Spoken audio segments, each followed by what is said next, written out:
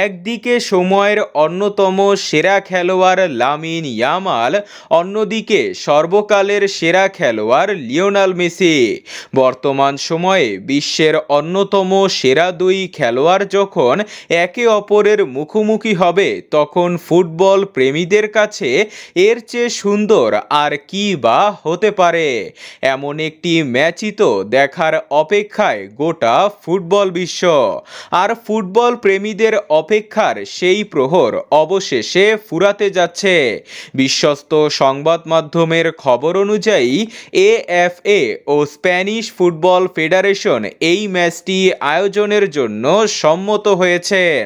2026 সালের মার্চের 26 থেকে 31 তারিখের মধ্যে আয়োজন হতে পারে লা ফিনালেসিমিয়া, অর্থাৎ 26 সালের মার্চের শেষ সপ্তাহে মুখোমুখি হবে ইউরোপিয়ান চ্যাম্পিয়ন স্পেন ও কোপা আমেরিকা জয়ী আর্জেন্টিনা।